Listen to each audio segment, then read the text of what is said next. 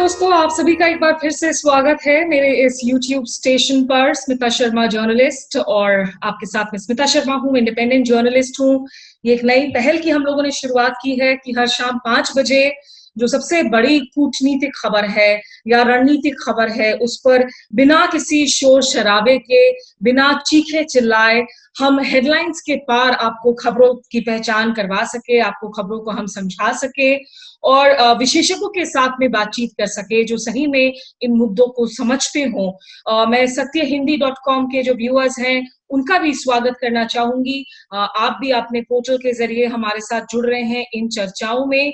और आज क्योंकि हम भारत और चीन पर लगातार बातचीत कर रहे हैं, वहां की जो सूरत हाल है इस वक्त, जो वास्तविक नियंत्रण रेखा यानी कि LAC पर, और खास करके रविवार को जो बात हुई दो स्पेशल रिप्रेजेंटेटिव्स के बीच में, अजीत डोवल और वांगी, दोनों जो SRs हैं भारत और चीन के, उसके बाद में लिमिटेड टू डी एस्केलेशन की शुरुआत हुई।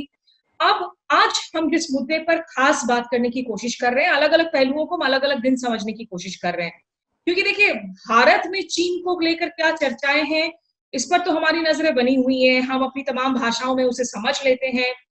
समझना ये होगा कि आखिर चीन के अंदर इस वक्त भारत को लेकर क्या गुफ्तगू है, चीन के अंदर भारत को लेकर इस वक्त सोच क्या है, चीन का नजरिया क्या बदल रहा है भारत को लेकर, और चीन के अंदर जो कमेंट्रीज हैं, क्योंकि सिर्फ मीडिया की नहीं, वहां के जो थिंक टैंक्स हैं, वहां के जो सरकारी ऑर्गेनाइजेशंस हैं, हम जब PLA की बात करते हैं तो उसमें भारत को लेकर कमेंट्री क्या है, ये समझना बहुत जरूरी होगा इन पूरे मसलों के नब्ज को टटोलने के लिए।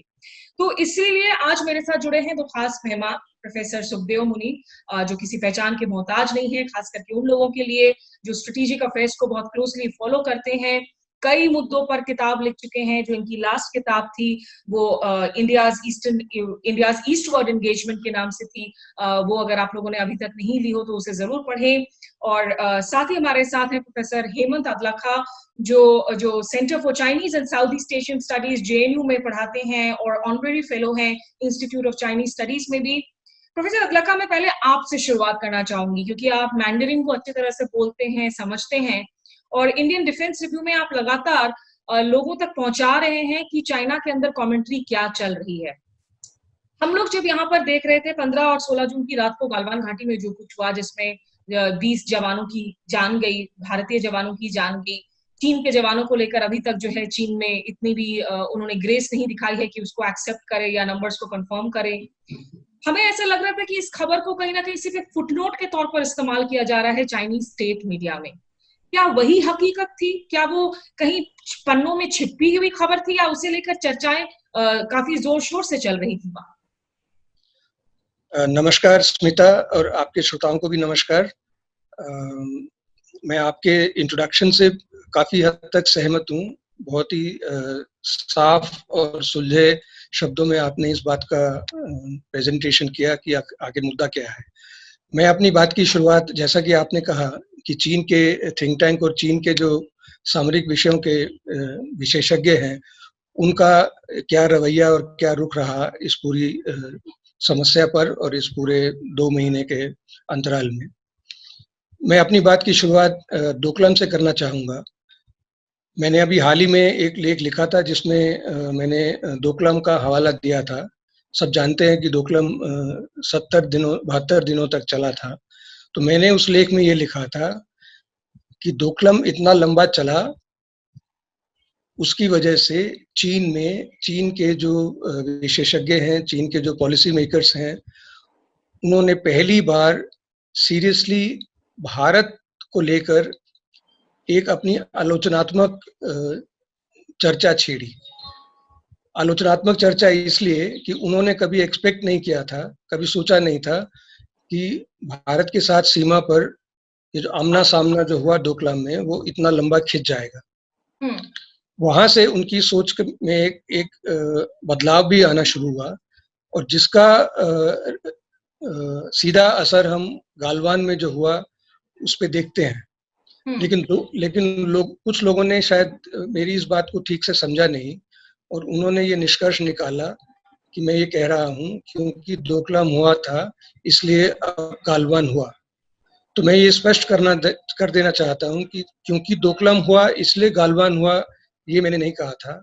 मैंने ये कहा था कि क्योंकि डोकलाम हुआ, डोकलाम से चीन ने पहली बार इस समस्या को एक सीरियस भारत को एक सीरियस दृष्टि से देखना शुरू किया और सोचना शुरू किया कि भारत के साथ जो सीमा पर हमारी समस्या है उसको हम किस लेवल पे उसका आकलन करें। किस लेवल पे आकलन करें से मेरा अभिप्राय ये है, क्योंकि चीन अभी तक ये मानता है और चीन खुलेआम कहता भी है कि चीन के सामने चीन की जो विश्व दृष्टि है, चीन की जो नेशनल स्ट्रेटेजी है, जो राष्ट्रीय सुरक्षा योजना है या जो राष्ट्रीय योजना है, उसके अंतर्गत चीन का अमेरिका के साथ जो टकराव है या जो समीकरण है, चीन अमेरिका बायलैटरल रिलेशनशिप को आप कह लीजिए, चाहे टकराव को कह लीजिए, चीन ये मानता आया है कि पिछले 3-4 दशक से चीन अमेरिका संबंध और चीन अमेरिका अंतर्विरोध चीन के लिए जो है प्राथमिक अंतर्विरोध है। डोकलाम जब हुआ तब पहली बार चीन के पॉलिसी मेकर्स को लगा कि भारत एक समस्या चीन के लिए खड़ी कर सकता है। तो वहां पे एक चर्चा चली जिसमें कुछ लोगों ने ये कहा कि अब तक चीन ये मानता आ रहा था, खासतौर से अगर हम दक्षिण चीन सागर की स्थिति को देखें तो चीन अमेरिका अंतर्विरोध के बाद जो दूसरे नंबर का चीन के लिए सबसे बड़ा अंतर्विरोध है वो चीन और जापान के बीच में था। लेकिन डोकलाम के बाद से इस सोच में थोड़ा परिवर्तन आना शुरू हुआ और कुछ लोगों ने ये कहना, मैं जल्दी एक बात कह के अपनी बात समाप्त करता हूँ। तो मेरा ये कहना है कि डोकलाम से लेके पिछले 2 महीने से जो अप्रैल के अंत से जिस तरीके से सैन्य शक्ति जुटाकर चीन गालवान में जो आकर बैठा, जैसा कि हमारे यहाँ विशेषज्ञ मानते हैं, तब से लेकर और गत रविवार को जो एक समझौता हुआ, वो भी एक अचानक समझौता हुआ, किसी को उम्मीद नहीं थी कि ऐसा भी हो जाएगा। तो ये जो पिछले डोकलाम से लेके जो 6 जुलाई तक की जो समय है, इसको मैं ये मानता हूँ कि चीन में जो भारत को लेके जो कुछ लोग कहते हैं कि भारत के प्रति चीन की सोच की भूल सुधार शुरू हो गई है। तो ये कहीं ना कहीं उस सोच का या सोच की प्रतिक्रिया का एक रिफ्लेक्शन। प्रोफेसर अदलका साहब, मैं प्रोफेसर मुनि से सवाल पूछूं इससे पहले एक सिर्फ रिक्वेस्ट करूंगी आपसे, अगर आप थोड़ा सा अपने कैमरा को स्टेबल कर सके। मुझे पता है जब हम वर्क फ्रॉम होम करते हैं तो बहुत सारी तकनीकी दिक्कतें भी आती हैं, थोड़ा सा अगर आप स्थिर कर ले सके फ्रेम को, वो बहुत शेक कर रहा है। और जो दर्शक हमारे साथ जुड़ चुके हैं, कुमारी दीपा, फजल कुदूर, HS, आप सभी का शुक्रिया। जो आप लोगों के सवाल हो आगे वो भी हम शामिल करेंगे। प्रोफेसर मुनि जिस पॉइंट को अंडरलाइन कर रहे हैं प्रोफेसर अदलका, ये आपको बहुत इंपॉर्टेंट नजर आता है, क्योंकि हम फॉर द लॉन्गेस्ट टाइम जो हमारा स्ट्रेटेजिक डिस्कोर्स रहा है उसमें हम यही मानते थे कि चीन के लिए उनकी विदेश नीति की जो प्राथमिकताएं हैं वो अमेरिका है, जापान है, आप इन तमाम देशों को देख ले, वियतनाम को देख ले, इसमें शायद भारत थोड़ा लोअर रैंक्स है। लेकिन ये आपको लगता है कि आज की तारीख में भारत अब महज एक इरिटेंट नहीं है चाइना के लिए, चीन को भी लगता है कि नहीं, भारत सिर्फ प्रतिस्पर्धा ही नहीं बल्कि भारत एक बड़ा चैलेंजर बन चुका है उसके लिए? स्मिता, मेरी राय कुछ अलग है इसमें। मैं अभी भी मानता हूं कि चीन हिंदुस्तान को एक मेजर इरिटेंट के रूप में समझता है। जैसा हेमंत ने कहा, उनकी प्रायोरिटी अमेरिका है अभी भी, लेकिन डर उनको ये है कि अगर भारत अमेरिका की तरफ झुक जाए, जैसा वो देख रहे हैं कि झुक रहा है, तो वो उनके लिए भारी पड़ेगा और खास तौर से एशिया में उनके लिए भारी पड़ेगा। इसीलिए जितनी तवज्जो वो भारत को पहले देते थे उससे ज्यादा देने लगे हैं। डोकलाम में भी ये बात तय हुई, लेकिन मैं समझता हूँ इवन डोकलाम से पहले ही वो ये समझने लगे हैं, क्योंकि उनको याद है कि तिब्बत में क्या हुआ था 1959 में। 1959 के बाद में अगर भारत और अमेरिका में एक तरह से अनदेखी अनलिखी समझ नहीं होती तो दलाई लामा आकर अपनी सरकार भारत में नहीं बनाते। और अमेरिका नेपाल की मदद से, भारत की मदद से खम्पा रिफ्यूजीज को लेके पूरी लड़ाई तिब्बत में नहीं लड़ता। ये उनके दिमाग में है, इसलिए भारत का वजन है उनके अंतर्राष्ट्रीय परिवेश में, उनकी अंतर्राष्ट्रीय दृष्टि में, अगर भारत बड़ी शक्ति के साथ जुड़ जाए। और यहाँ उनको लगता है कि अब चूंकि अमेरिका उनसे दूर हो गया है और अमेरिका को आवश्यकता है कि एशियन शक्तियां जो है वो आपस में मिल जाएं और चीन के प्रसार को रोकें, चीन की हेजेमोनी को रोकें, तो उसमें भारत सबसे बड़ा तोला हो सकता है जहां तक अमेरिका से कंपटीशन का सवाल है उनका। लेकिन प्रोफेसर मुनि, इसमें सवाल ये भी बनता है कि ये तो फिर बहुत अजीब स्ट्रैटेजी है। अगर चीन चाहता है कि भारत अमेरिका के नजदीक ना जाए, तो लोग शायद ये एक्सपेक्ट करते कि चीन का रवैया भारत को लेकर सकारात्मक होता। वो कोशिश करता कि जो 1962 की बैगेज की वजह से बहुत सारी पीढ़ियां हैं जो चीन पर भरोसा नहीं कर पाती है, उस भरोसे को वापस से जीत पाए।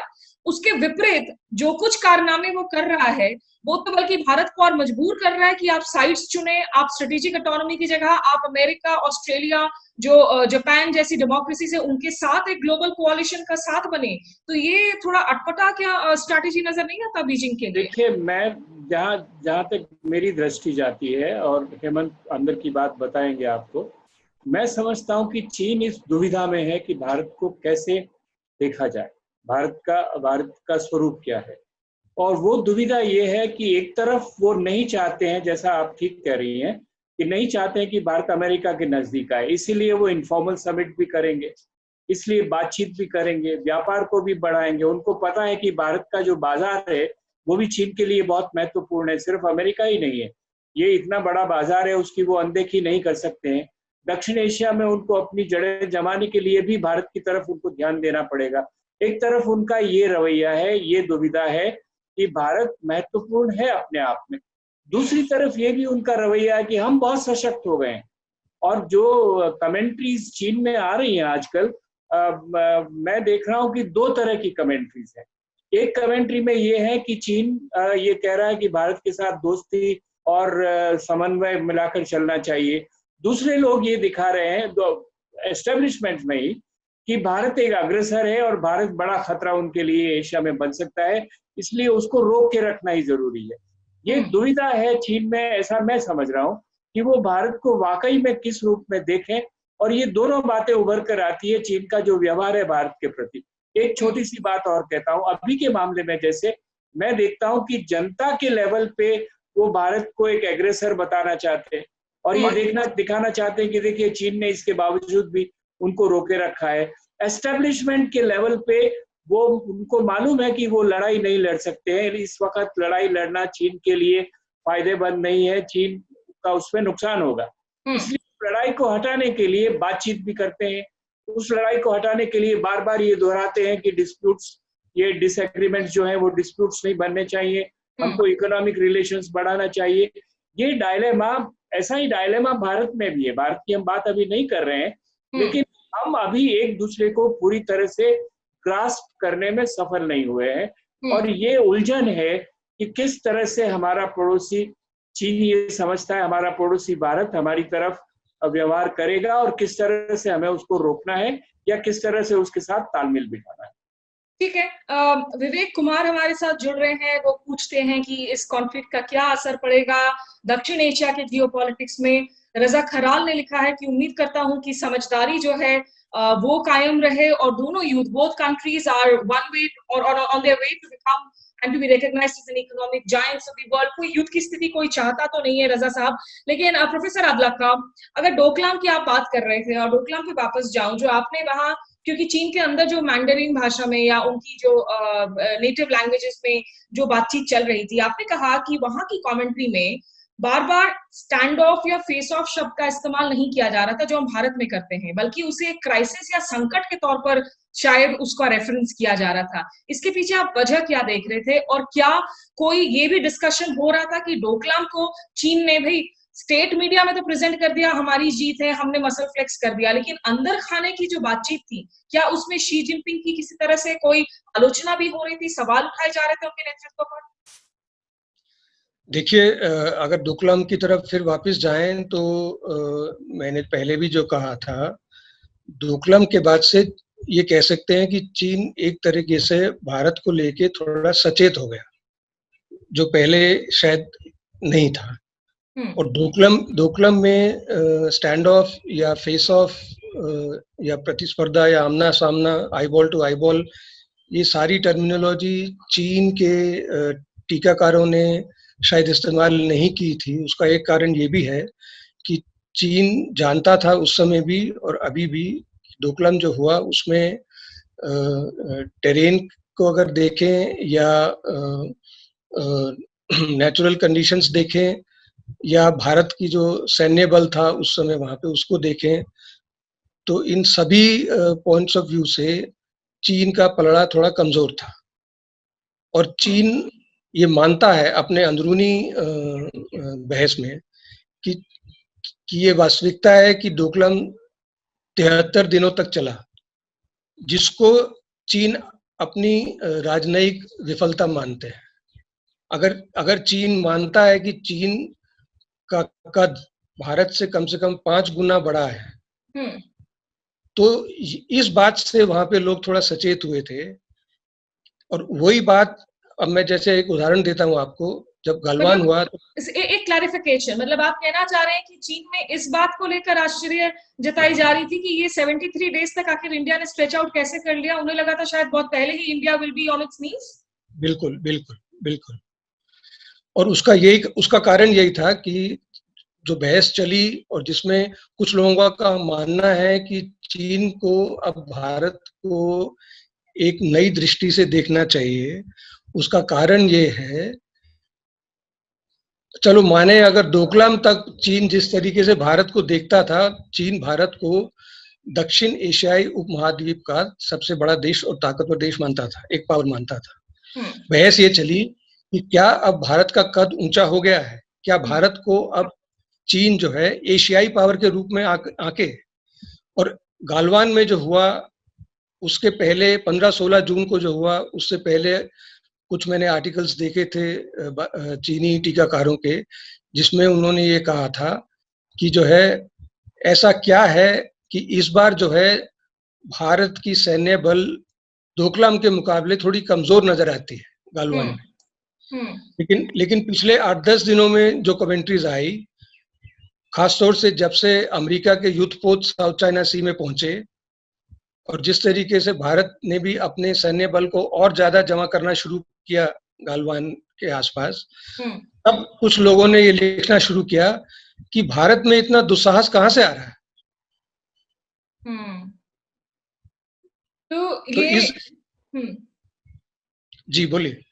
नहीं, आप पूरी कीजिए, आप बात पूरा कर लीजिए। तो मेरा ये कहना है कि एक तरफ तो ये बहस है जिस बहस का अभी कोई निष्कर्ष नहीं निकला है कि भारत को द्वितीय या तृतीय अंतर्विरोध चीन की सुरक्षा के पॉइंट ऑफ व्यू से देखा जाए।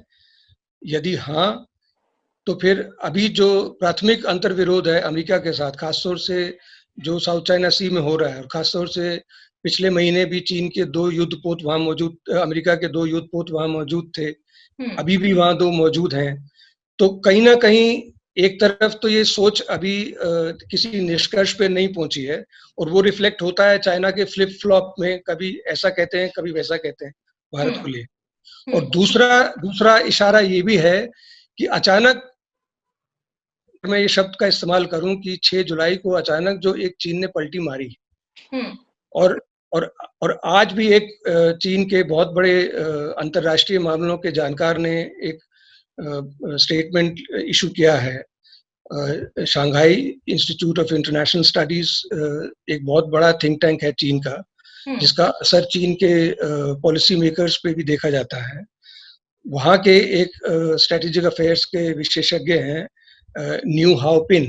उन्होंने कहा है कि मौजूदा हालात में भारत और चीन के लिए सबसे अच्छा जो रास्ता है वो ये है कि जिस तरीके से कोविड महामारी भारत में फैल रही है, चीन अग्रिम पहल करे और भारत को प्रस्ताव दे कि चीन भारत के साथ मिलकर भारत में इस महामारी को कंट्रोल करने में भारत की मदद करेगा। तो 6 जुलाई तक एक परिस्थिति थी, 6 और 7 जुलाई को दूसरी परिस्थिति होती है। और आज ही और उन विशेषज्ञों ने ये भी कहा, जो और भी हैरान कर देने वाली बात है, कि वो भारत में चीनी दूतावास को पत्र लिखेंगे और चीन के राजदूत को कहेंगे कि आप पहल कीजिए और भारत से इस मामले में सहयोग करने के लिए पहल कीजिए। ठीक है, वो कह सकते हैं कि पहल कीजिए, लेकिन यहाँ प्रोफेसर एस.डी. मुनी, आप कुछ कहना, आप इसमें जोड़ना भी चाह रहे थे। एक सवाल यहाँ एचएस पूछ रहे हैं कि चीन भारत, पाकिस्तान और नेपाल की आड़ में उलझाए रखना चाहता है, क्या कभी चीन पे भरोसा कर सकते हैं? ये जो कह रहे हैं कि जो चिट्ठियां लिखने की बात कर रहे हैं, यहाँ पे जो राजदूत हैं सुन वेदोंग भारत में, वो ट्विटर पर प्यार भरी बातें करते हैं। वो बातें करते हैं कि कैसे एलिफेंट और ड्रैगन को एक साथ म्यूजिकली डांस करना चाहिए, कदम से कदम मिलाकर। लेकिन जब आप उनके स्टेटमेंट्स को देखें, कल भी गलवान पर चीन का जो स्टेटमेंट था वो काफी ब्रेजन था एनईए के कंपैरिजन में, जिसमें साफ साफ कहा गया कि हम गलवान, हमारी जो टेरिटोरियल इंटीग्रिटी है उसे डिफेंड करेंगे। तो यहाँ आपको आगे इस वक्त जो है क्या होता हुआ नजर आ रहा है प्रोफेसर मुनी? नहीं, देखिए, ये जो दोगलापन है चीन में, वो मैंने जैसे आपसे कहा कि 2 स्तर पर है। एक तो एस्टेब्लिशमेंट का कोर व्यू में भारत का कैसे असेसमेंट करते हैं, और दूसरा ये कि कौन सा व्यू वो जनता के साथ शेयर करना चाहते हैं। जनता के साथ शेयर करने में मैंने हेमंत के लिए पहले भी ये सवाल उठाया था कहीं पर, और जैसे डोकलाम को लीजिए और गलवान को लीजिए। डोकलाम में वो ऐसी जगह में बैठे थे जहां वो अपनी वल्नरेबिलिटीज चुम्बी वैली में कम करना चाहते थे, और इसलिए भूटान की जमीन पे बैठे थे। और उनको पता है कि चुम्बी वैली में हिंदुस्तान की पोजीशन स्ट्रेटेजिकली स्ट्रांग है, जहां तक चुम्बी वैली का सवाल है, और इसीलिए वो अपनी जड़ें गंवाना चाहते थे वहां पर। लेकिन हुआ क्या उसमें, वो सड़क तो नहीं बना पाए, लेकिन जहां बैठे थे अपने एस्टेब्लिशमेंट को उन्होंने और ज्यादा स्ट्रांग किया है। ये सैटेलाइट इमेजेस से आया है, ये हमारी पार्लियामेंट में डिस्कस हुआ है कि डोकलाम का जो सॉल्यूशन निकला था, ये सही है कि चीन ने सड़क बनाना बंद कर दिया, लेकिन उसके अलावा वो पहले ही जो डोकलाम के काफी हिस्से में घुसे बैठे थे और जो उनका मिलिट्री एस्टेब्लिशमेंट था उसको उन्होंने कम नहीं किया। इसको आप गलवान के साथ देखिए। गलवान 6-7 जुलाई में, अब हमारे सब चैनल यहाँ पे ये बता रहे हैं कि हिंदुस्तान को बहुत बड़ी विजय मिली है और भारत को पीछे, चीन को पीछे हटना पड़ा है। मेरी राय ये है कि चीन तब पीछे हटा है जब उसने भारत को भी पीछे हटाने पर मजबूर किया है। ये देखिए, म्यूचुअल डिसएंगेजमेंट है, ये यूनिलेटरल डिसएंगेजमेंट नहीं है, पहली बात। दूसरी बात, जितना पीछे वो गए हैं वो हार्डली 1.5 किलोमीटर, 1.25-2 किलोमीटर पीछे गए हैं। उनका मिलिट्री एस्टेब्लिशमेंट जस का तस है। यही नहीं, उसको वो और कैमरास के साथ और ड्रोन्स के साथ और उसको स्ट्रॉन्ग कर रहे हैं। तो ये दोगलापन जो है चीन के कहने और करने में, चीन के एस्टेब्लिशमेंट में और चीन के पब्लिक परसेप्शंस में, इसको अगर हम नहीं समझ पाएंगे तो जैसा नेहरू बेचारे विश्वास करते रहे कि चीन कभी लड़ाई नहीं करेगा, चीन हमारे ऊपर हमला नहीं करेगा, और उनको एक धक्का मिला 1962 में, जब ये तय गलवान से चीनी पूरे हट गए थे। आज की बात को कंपेयर कीजिए आप 1962 से। जुलाई में चीनी पूरे गलवान में आए हुए थे, पूरे हट गए वहां से, और जुलाई में पीछे हटकर अक्टूबर में उन्होंने वहीं पर हमला किया। तो ये जो परिस्थिति है उसको एक खाली जो वहां की स्ट्रेटेजिक कम्युनिटी है, जिसको हमारी तरह आजादी नहीं है कि वो हर चीज के हर पहलू में जाने की कोशिश करे। उनको जितनी खुराक मिलती है उसी पे वो डिपेंड करते हैं। उनका जो व्यू है वो एक टेलर्ड, कस्टमाइज्ड व्यू है। जो एस्टेब्लिशमेंट चाहता है वैसा ही व्यू वो लेते हैं। और दूसरी बात, एस्टेब्लिशमेंट का अपना कोर असेसमेंट ऐसा है जिसमें मैंने कहा कि डायलेमा है, उनको समझ में नहीं आ रहा है कि अभी भारत से 2-2 हाथ किए जाएं या भारत के साथ चुपचाप कोई न कोई तालमेल बिठाकर अमेरिका से निपटा जाए। तो ये बिल्कुल स्पष्ट दिखता है। सर, एक सवाल, चूंकि आपने भूटान का जिक्र किया, वो जो डोकलाम का एरिया था वो ट्राई जंक्शन था भूटान के साथ में। अभी पिछले हफ्ते एक और मामला हुआ है भूटान के जो सेतकांग सैक्चुरी की बात है। भूटान और चीन के जो बॉर्डर्स के बीच में ईस्टर्न सेक्टर को सेटल्ड माना जा रहा था, इतने सालों से कोई क्लेम नहीं किया था वहां चीन ने। अचानक से एक इन्वायरमेंट की मीटिंग में एक उनका, हालांकि वो लो लेवल ऑफिशियल है, उन्होंने उस इश्यू को फ्लैग किया। वो प्रोजेक्ट जो भूटान वहां बना रहा है उसे ऑफिशियल सैंक्शन मिला है, वो आगे जा रहा है। लेकिन ये जो कोशिशें हैं कि जो सेटल्ड एरियाज हैं भारत के आसपास के पड़ोसियों के, उनमें भी कहीं ना कहीं कोई नई चिंगारी भड़काई जाए, आपको लगता है ये बाकायदा एक रणनीति के तौर पर आगे देखने को मिलेगा? ये बिल्कुल रणनीति के तौर पर है। देखिए ना, जिस तरह से वो नेपाल की सरकार को जमा कर रहे हैं, उसको सुदृढ़ बनाने की कोशिश कर रहे हैं, और काला पानी पे इनडायरेक्ट सपोर्ट दे रहे हैं। ओपनली सपोर्ट नहीं दे सकते क्योंकि उन्होंने लिपुलेख को माना हुआ है कि वो भारत का हिस्सा है। भूटान का जो ईस्टर्न फ्रंट वो खोलना चाहते हैं, उसको याद रखिए, जैसे डोकलाम ये चुम्बी वैली के लिए बहुत अहम स्थिति रखता है, उसी तरह से ये ईस्टर्न भूटान का जो हिस्सा है वो अरुणाचल प्रदेश के लिए बहुत अहम स्थिति रखता है। तो वो भारत के जो दोनों पहलू, जो ईस्टर्न, जैसा आपने कहा कि पहले लगता था सेटल्ड है, उसको भी वो अनसेटल कर रहे हैं भूटान के माध्यम से, और भूटान पे भी दबाव डाल रहे हैं कि आप भारत का साथ छोड़िए और हमसे जो डिप्लोमेटिक रिलेशंस वगैरह है और नॉर्मल करने का शुरू कीजिए। तो ये बिल्कुल सोची समझी रणनीति के अंतर्गत चीन ऐसा कर रहे हैं, और इसीलिए उनका जो मुलम्मा है, जो नीति में एक रिटोरिकल एस्पेक्ट है और एक सब्सटेंटिव एस्पेक्ट है, उन दोनों को अलग अलग करके देखने की बहुत ज्यादा जरूरत है। एक मोहित कुमार सवाल पूछ रहे हैं, जो हर किसी के दिमाग में सवाल छाया हुआ है इस वक्त, कि आखिर समाधान क्या है इस डिस्प्यूट का। प्रोफेसर अदलखा, अगर आप ये बता सकें कि इस वक्त चीन के अंदर नरेंद्र मोदी को लेकर, क्योंकि जिन्हें हम यहाँ स्ट्रॉन्ग मैन मानते हैं, हालांकि यहाँ तो बहुत सारे चैनल्स हैं जो लगातार जीत का दावा करने लगते हैं हर चीज पर कि भारत की जीत हो गई है, और प्रधानमंत्री ने शुरुआती रूप में जो बयान दिया था, मुझे लगता है उसने बहुत उलझने बढ़ा दी थी, बहुत कंफ्यूजन की स्थिति बनी थी। बाद में क्लैरिफिकेशन आया और वो ले जरूर गए, वहां जाकर एक स्ट्रॉन्ग मैसेज देने की कोशिश की, लेकिन उनके स्टेटमेंट को पॉइंट दर पॉइंट करके चीन ने बिल्कुल तुरंत जिस तरीके से पेश किया और अपनी एक तरह बता दिया कि नहीं, गालवान घाटी देखिए हमारा ही है, और खुद इनके प्रधानमंत्री ने कहा है कि हम अंदर घुसे ही नहीं हैं। तो इन बातों को लेकर यहाँ चीन के अंदर आपको लगता है कि इस वक्त कोई सोच चल रही है कि डोकलाम के बाद अगर एक इनफॉर्मल समिट मैकेनिज्म शुरू हुई नरेंद्र मोदी शी जिनपिंग के बीच में, इस वक्त रेजोल्यूशन को लेकर क्या फीलिंग है? क्या कोई, उनको लगता है पॉलिटिकल एंगेजमेंट हाईएस्ट लेवल पर होनी चाहिए, इस पर कोई बातचीत चल रही है? देखिए, नरेंद्र मोदी को लेकर भी बहुत लिखा जा रहा है, जैसा आपने भी कहा, और दो तरीके की बातें ज़्यादा कही जा रही हैं। पहला तो ये कि ये सब लोग मानते हैं चीन में कि नरेंद्र मोदी लगातार 2 बार जिस तरीके से चुनाव जीतकर प्रधानमंत्री बने हैं, उनकी भारत में पॉपुलैरिटी और उनका जो सपोर्ट बेस है, वो बहुत ज़्यादा स्ट्रॉन्ग है। इसको वो लोग एक्नॉलेज करते हैं। लेकिन जहाँ तक गवर्नमेंट या गवर्नेंस की या लीडरशिप की बात है, तो उसको लेके भी वहाँ अलग अलग तरीके के दृष्टिकोण या आंकलन सामने आते हैं। कुछ लोग ये मानते हैं कि जिस तरीके की राजनीति या जिस तरीके की विचारधारा नरेंद्र मोदी रिप्रेजेंट करते हैं, उसकी वजह से भी पड़ोसी देशों के साथ जो भारत के संबंध है, उन पे असर पड़ता है। और एक मैं उदाहरण देता हूँ कि जैसे 19 जून को जो मीटिंग, ऑल पार्टी मीटिंग हुई थी, और जिस तरीके से अभी आपने कहा कि प्रधानमंत्री जी ने जो कहा था, उसको लेके वहाँ पे बहुत सारे टीकाकारों ने उसकी बहुत प्रशंसा की कि देखिए, प्रधानमंत्री भारत के खुद मान रहे हैं।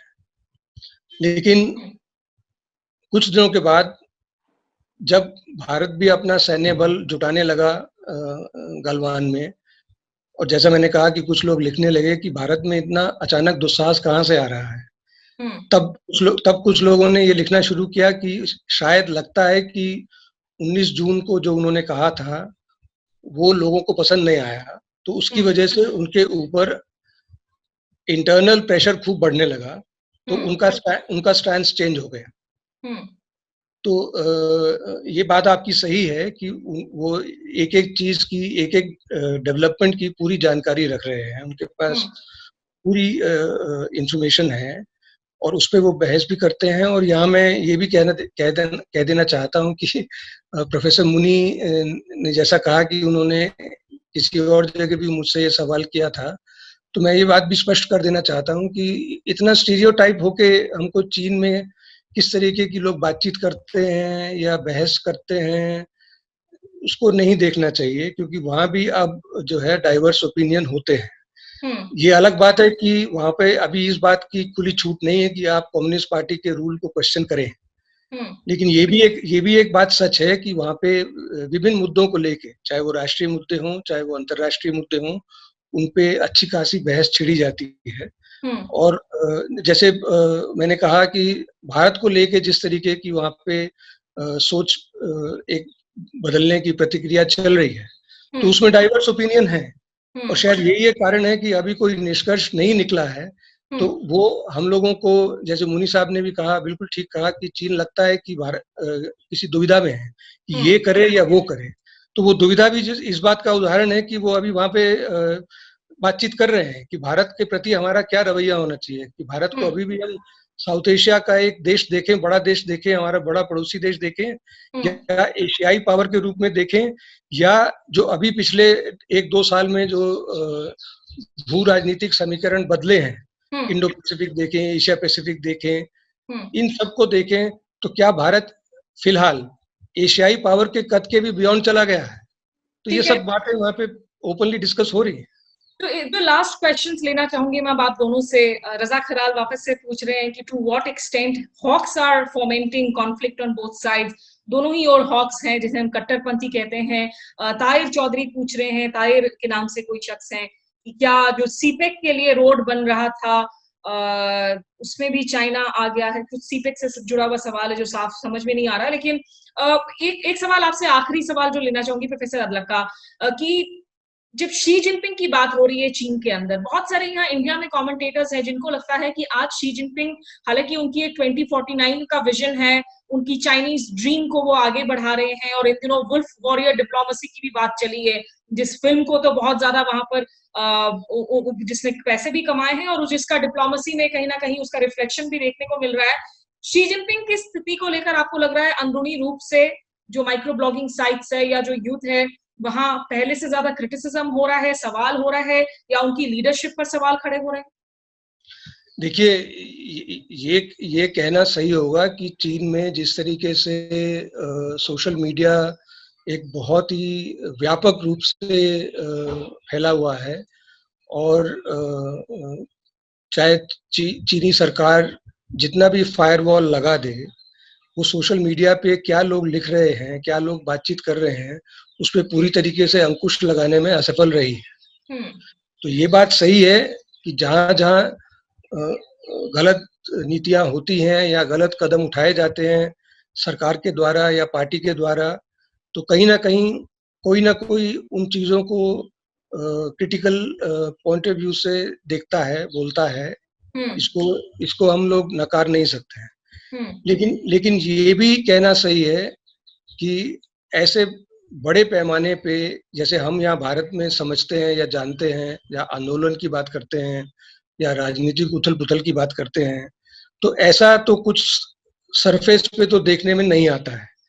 और चीन के बारे में जितना हम लोग समझते हैं, तो ये बात भी मैं ये कह देना चाहूँगा कि अगर चीन में कोई टॉप नेतृत्व का परिवर्तन अगर होता है, जैसा पहले हुआ है, ऐसी बात नहीं है पहले नहीं हुआ है, 80s में भी हुआ है, 90s में भी हुआ है, तो वो चीन की कम्युनिस्ट पार्टी के अंदर से ही पैदा होता है, बाहर से पैदा नहीं। ये बात है। ओके, ठीक है। आखिरी सवाल प्रोफेसर मुनि जो आपसे पूछना चाहूंगी, यहाँ शुभम सिन्हा सी राजा मोहन के आर्टिकल का जिक्र कर रहे हैं, कह रहे हैं कि what about the narrative of Chinese century as compared to Asiatic century. यहाँ रविंद्र सिंह रॉबिन, आपका भी हमारे साथ जुड़ने के लिए शुक्रिया। और जो आखिरी सवाल है प्रोफेसर मुनि, यहाँ अब इस वक्त जो तमाम स्थिति बनी हुई है, फीलिंग यही है कि ये एक लॉन्ग हॉल है, भले ही डी-एस्केलेशन की कुछ शुरुआत हुई हो, लिमिटेड स्टेप्स की शुरुआत हुई हो, लेकिन ये अभी आगे चलने वाला है। यहाँ इस वक्त भारत को आपको लगता है कि जरूरी है कि अपने जितने भी आप यूएस के साथ, ऑस्ट्रेलिया के साथ, जापान के साथ जो क्लोज कोलैबोरेशंस हैं, इनको और आगे बढ़ाएं, ये ना सोचकर कि भाई कहीं हम चाइना को जो है इससे और ज्यादा प्रोवोक तो नहीं कर रहे हैं?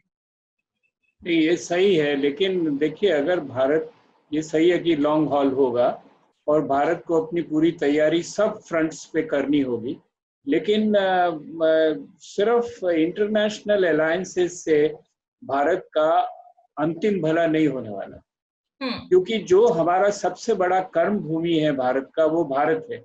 और यहाँ हमको जो करना है, चीनी बार बार, Hemant will bear me out, बार बार ये कहते हैं कि क्या है भारत की इकोनॉमी, देखिए हमसे पांच गुना छोटी है।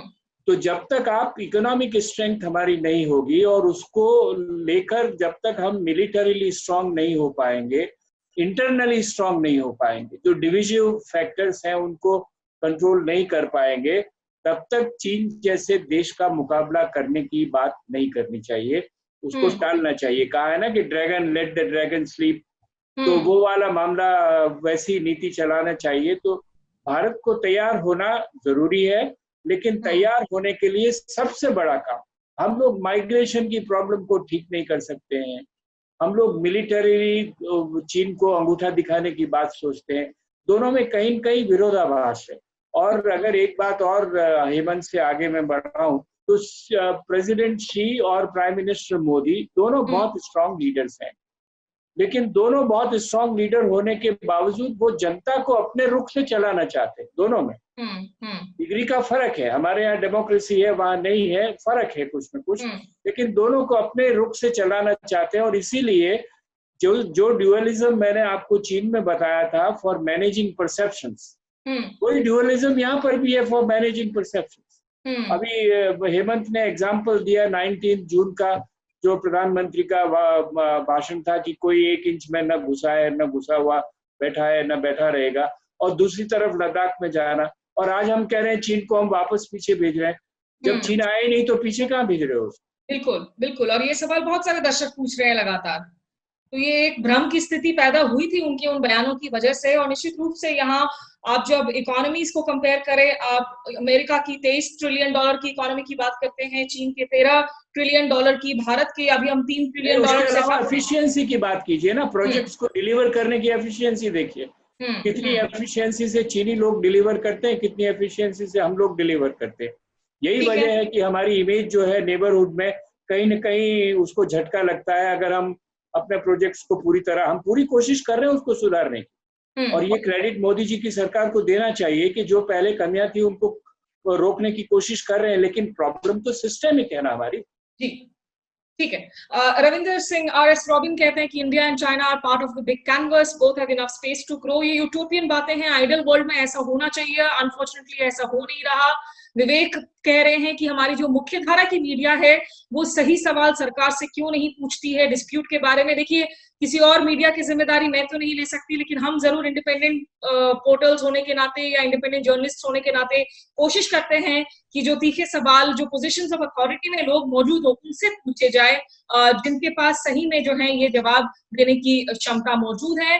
प्रोफेसर अदलप्पा, लास्ट आपसे जवाब बिल्कुल लूंगी मैं। आपको क्या यहाँ पर उम्मीद है कि जो डोकलाम के बाद एक इनफॉर्मल मैकेनिज्म देखने को मिला, Xi Jinping, Narendra Modi Wuhan में मिले, ममल्लापुरम में मिले, यहाँ आपको लगता है इस वक्त कोई कांटेक्ट की अब कोई इस वक्त संकेत नजर आ रहे हैं दोनों नेताओं के बीच में सीधे तौर पर, या आपको लगता है अभी दोनों वेट आउट करेंगे? जैसा मैंने अभी कहा था कि Shanghai international institute of international studies के एक बहुत बड़े जानकार हैं चीन में, उनकी बहुत रिस्पेक्ट होती है। और अगर उन्होंने अचानक इस बात को ओपनली कहा है कि वो अपने चीनी राजदूत को भी लिखेंगे पत्र कि भारत के साथ इस बात की शुरुआत करे कि चीन जो है भारत के साथ पहल करने को तैयार है, कि भारत जिस तरीके से कोविड-19 से जूझ रहा है उसमें चीन कदम पे कदम मिलाकर भारत के साथ करना चाहता है। तो मेरे ख्याल से आपने जो सवाल पूछा उसका एक जवाब इसमें मिल जाता है। ठीक है, ठीक है, चलिए, यहाँ बहुत सारी डेवलपमेंट्स हैं और बहुत पहलू हैं इस पूरे रिश्तों की। अगर हम बात करें इसका दक्षिण एशिया पे क्या असर पड़ेगा, इंडो पैसिफिक पे क्या असर पड़ेगा, जो एक हमारे दर्शक पूछ रहे थे, और इसलिए अलग अलग दिनों में हमारी कोशिश है कि अलग अलग पहलुओं पर जो है हम थोड़ी डिटेल से बातचीत कर सके, थोड़ी आराम से बातचीत करके मुद्दों को समझ सके। आज का जो फोकस था कि चीन के अंदर इस वक्त भारत को लेकर गुफ्तगू क्या है, और निश्चित रूप से एक वो दौर था जब हम यही मानते थे कि चीन सिर्फ और सिर्फ एक इरिटेंट के तौर पर देखता है भारत को आज, जैसे प्रोफेसर मुनी को लगता है कि चीन आज मेजर इरिटेंट के तौर पर देखता है, लेकिन प्रोफेसर अदलक्का कहते हैं कि निश्चित रूप से आज चीन एक रियल चैलेंजर के तौर पर भारत को देख रहा है, खास करके डोकलाम के बाद इस परसेप्शन में ज्यादा जो है डिफरेंस देखने को मिला था, ये नजरिया बदलता हुआ दिखा था। तो आप सभी का बहुत बहुत शुक्रिया हमारे साथ जुड़ने के लिए, प्रोफेसर एस.टी. मुनी, प्रोफेसर हेमंत अदलक्का। जो दर्शक मेरे इस YouTube स्टेशन पर जुड़े, आप शाम 5 बजे मेरे साथ जुड़ सकते हैं, सोमवार से शुक्रवार अपने सवालों को पूछ सकते हैं हमारे पैनलिस्ट्स के साथ, और इस वीडियो को सत्य हिंदी के व्यूअर्स satyahindi.com के पोर्टल, उनके फेसबुक पेज पर भी देख सकते हैं। आज के लिए मेरे साथ बस इतना ही, नमस्कार। सत्य हिंदी के और वीडियोस को देखने के लिए हमारे YouTube चैनल को सब्सक्राइब करें और सीधे नोटिफिकेशन पाने के लिए बेल आइकन दबाएं।